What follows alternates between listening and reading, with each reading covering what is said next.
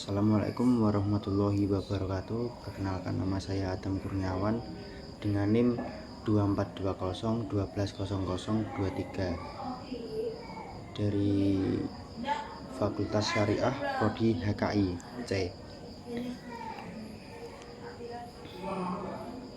Di sini ada 10 soal. Yang pertama yaitu apa definisi usul fikih? Usul fikih adalah ilmu yang membahas tentang dasar-dasar atau prinsip-prinsip yang digunakan untuk memahami dan menetapkan hukum-hukum Islam. Itu yang pertama. Dan yang nomor dua ada apa definisi fikih? Fikih adalah ilmu yang mempelajari hukum-hukum syariat yang mengatur perilaku atau perbuatan. Ya, nomor tiga ada apa definisi qawaid fikih? Qawaid fikih adalah prinsip-prinsip umum yang dirumuskan oleh para ulama untuk memberikan panduan hukum. Nomor 4 ada apa perbedaan antara usul fikih dan qawaid fikih, dan berikan contoh-contohnya. Ya, fikih dan qawaid fikih, perbedaan di antara adalah perbedaan antara usul fikih dan qawaid fikih adalah pada ruang lingkup, fungsi, dan objek kajiannya dalam ilmu hukum Islam. Dan contoh fikih itu yang pertama ada sholat wajib, kedua puasa Ramadan wajib, dan hukum jual beli secara tunai boleh, hukum riba haram. Dan kalau contoh dari qawaid fikih itu ada al-yakin, ya la yuzalu syak. Ya, saya akan menjelaskan tentang al-umuru bi makas hidiha. Ya. Yang pertama itu ada definisi secara bahasa, lughawi, dan al-umur segala bentuk atau perbuatan atau tindakan. Makasid itu jamak dari maksid, artinya tujuan, maksud, atau niat. Jadi secara bahasa segala urusan atau tindakan dilihat dari tujuan atau maksudnya. Yang kedua dasar hukum dari Al-Quran dan As-Sunnah. Dari Al-Quran itu yang dijelaskan seperti padahal mereka tidak diperintahkan kecuali supaya menyembah Allah dengan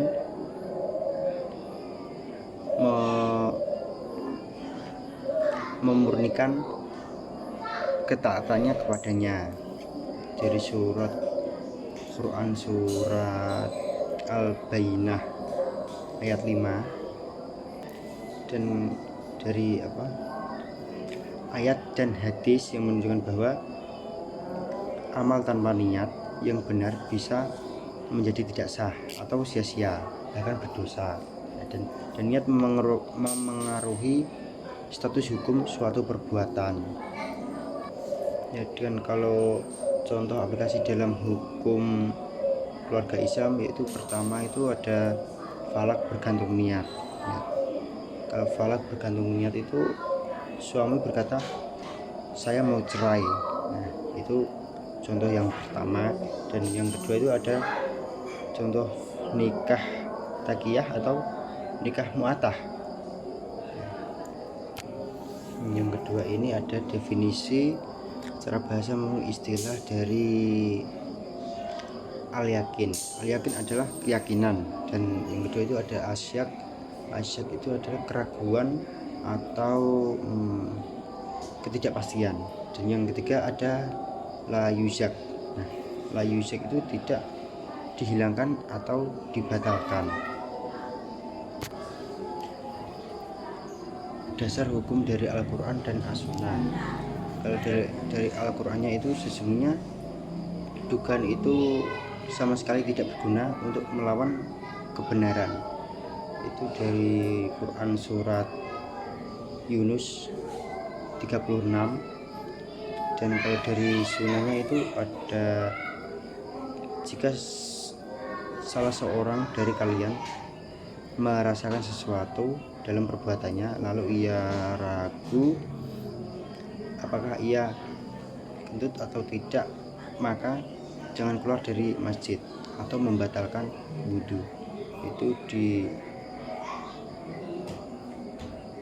dikatakan dari HR Bukhari dan Muslim.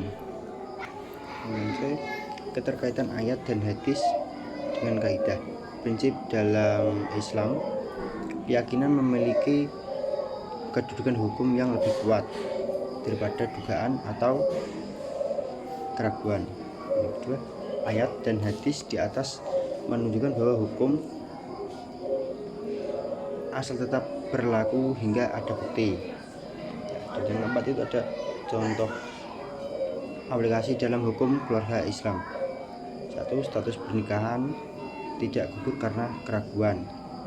Dan kedua itu keraguan tentang cerai. Yang ketiga itu ada definisi dari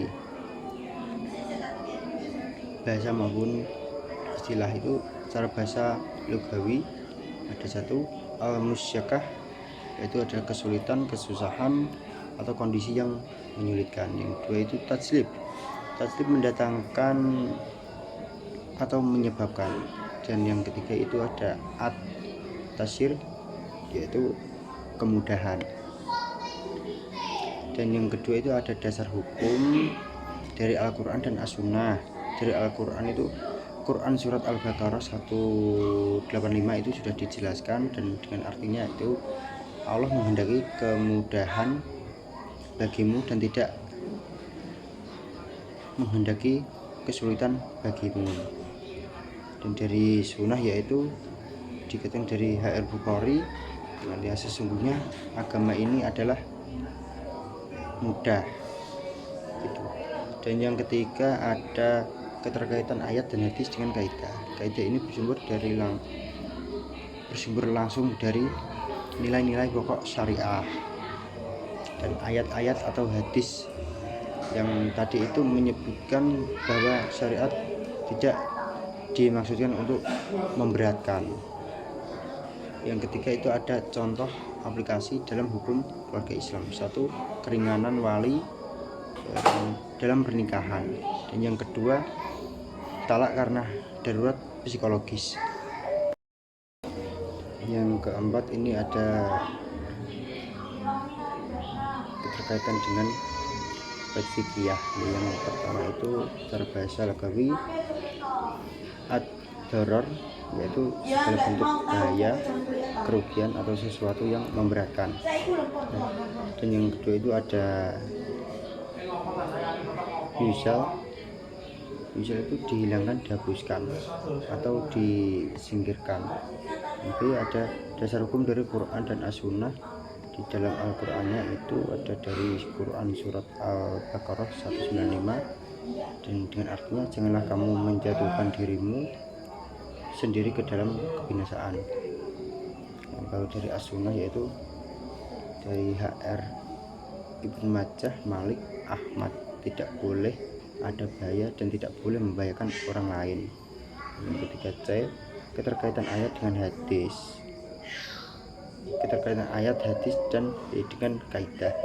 Islam sangat menekankan dan menjaga ilmu, makasih, syariah, agama, jiwa, akal.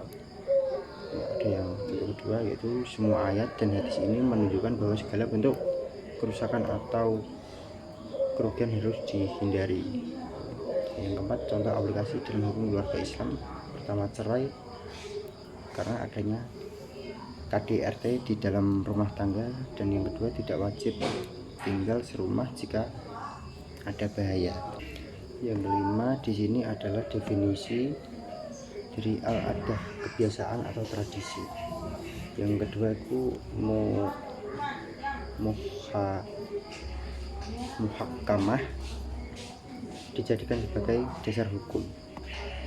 Yang kedua, dasar hukum dari Al-Quran dan As-Sunnah dari Al-Quran itu Quran surat Al-A'raf 199,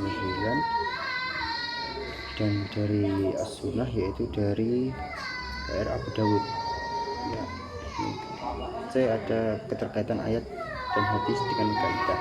Kata ma'ruf sering digunakan dalam Al-Quran untuk menjelaskan interaksi sosial.